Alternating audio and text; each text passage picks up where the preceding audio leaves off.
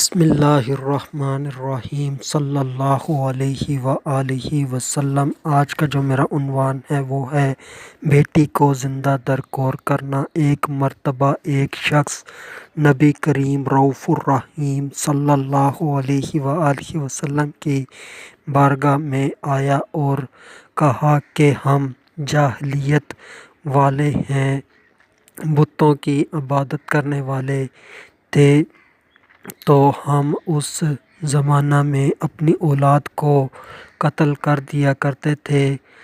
میری ایک بیٹی تھی، جب میں اسے بلاتا تو وہ خوش ہو جاتی اور میرے پاس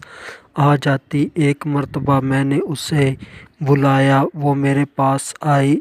میں آگے آگے چلا، وہ میرے پیچھے پیچھے چلنے لگی، یہاں تک کہ میں ایک کنویں کے پاس سے گزرا۔ میں نے اس کو اس کنویں میں دھکا دے دیا، وہ مجھے پکارتی رہی، بابا جان، بابا جان۔ تو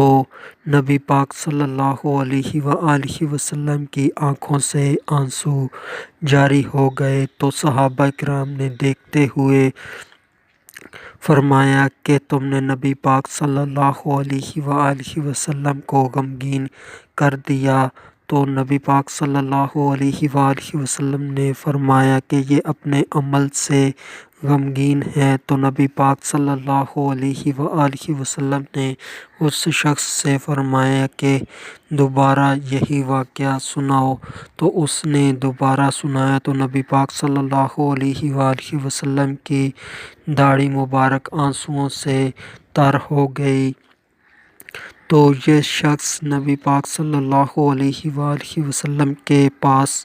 اس لیے حاضر ہوا تاکہ اپنا جرم بیان کرے اور یہ پوچھ لے کہ آیا اس جرم کی معافی اس کو مل جائے گی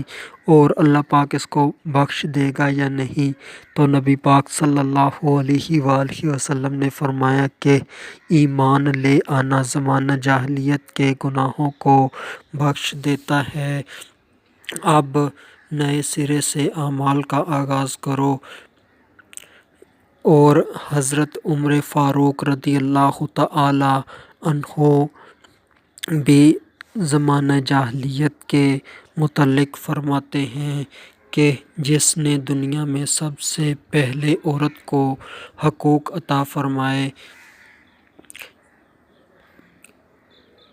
خدا کی قسم ہم زمانہ جاہلیت میں عورتوں کا کوئی حق نہیں سمجھتے تھے،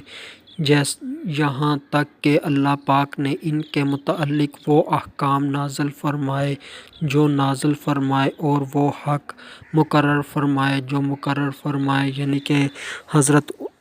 عمر فاروق رضی اللہ تعالی عنہ کا بھی قول یہی ہے کہ زمانہ جاہلیت میں عورتوں کا کوئی حق نہیں تھا،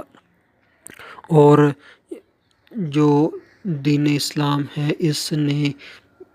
عورت کو عزت دی، عورت کو سب سے پہلے حقوق عطا کیے۔ دین اسلام ہی وہ سچا مذہب ہے جو عورت کے حقوق کا علم بردار ہے، عورت کے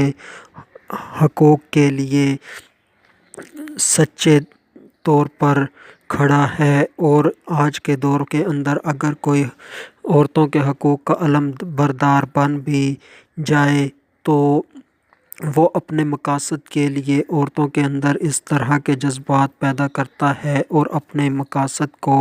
حاصل کر کے تو وہ چلا جاتا ہے، جیسے کہ کوئی یہ کہے کہ عورت کو دین اسلام نے قید کیا ہوا ہے، اس کو گھر میں رکھا ہوا ہے، اس کو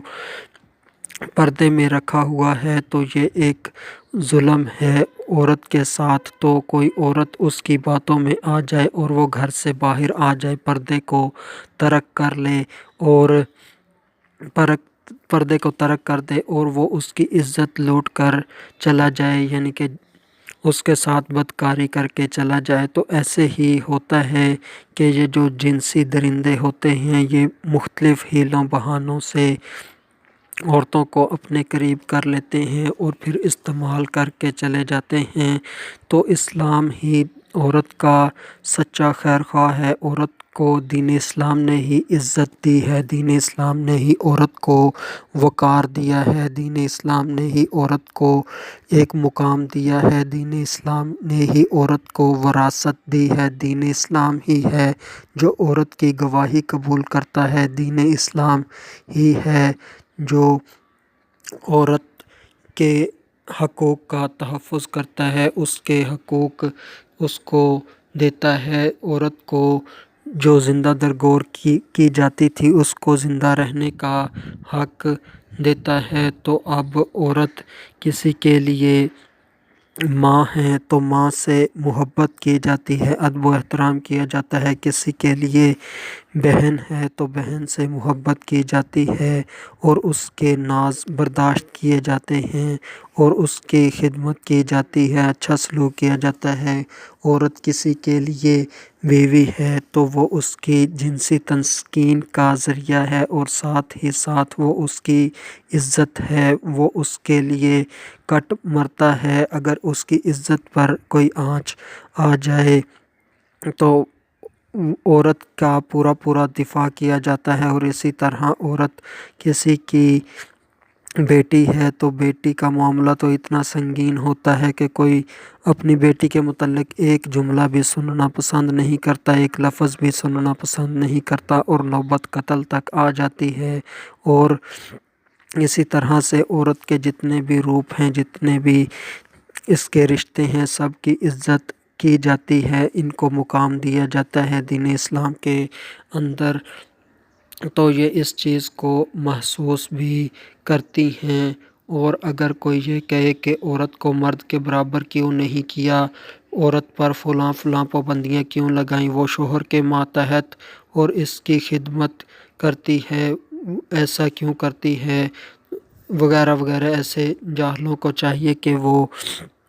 دین اسلام میں عورتوں کے اوپر اس طرح کی باتیں کر کے انہیں نہ ورگلائیں بلکہ اپنی عقل کا علاج کروائیں۔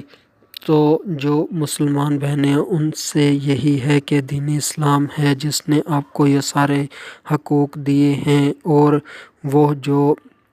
بد دین ہیں وہ آپ کو جو باتیں بتاتے ہیں وہ آپ کو گمراہ کرنے کے لیے، تباہ کرنے کے لیے کرتے ہیں۔ تو اگر ان کی پیروی کرو گی تو حالات وہی ہو جائیں گے کہ صرف شرمگاہ کی لذت کے کھلونے کے طور پر آپ لوگوں کو استعمال کیا جائے گا، اس کے علاوہ آپ کی کوئی اہمیت نہیں ہوگی۔ اور آج بھی اگر دین اسلام کی تعلیمات کو اچھا نہیں جانتی اور دین اسلام کو چھوڑ کر کفر کی پیروی میں جاتی ہیں تو ان کی عزت جوتی کے تسمے برابر بھی نہیں۔ تو ایسا ہی ان کے ساتھ ہوگا۔ اگر کوئی دین اسلام کے ساتھ غداری کرتی ہے تو جو شوہر کی خدمت کرنا ہے، اس کے والدین کی، اس کے بہن بھائیوں کی، تو یہ تو ایک اچھا اخلاقی تقاضا ہے۔ تو یہ تو جتنی بھی نیک صالحات ماضی میں گزری ہیں انہوں نے اپنے شوہر کی خدمت کی، ان کے احکامات مانے اور ان کے فیصلے کے مطابق زندگی گزاری۔ آخر میں اللہ تبارک و تعالیٰ سے دعا ہے کہ اللہ تبارک و تعالیٰ ہمیں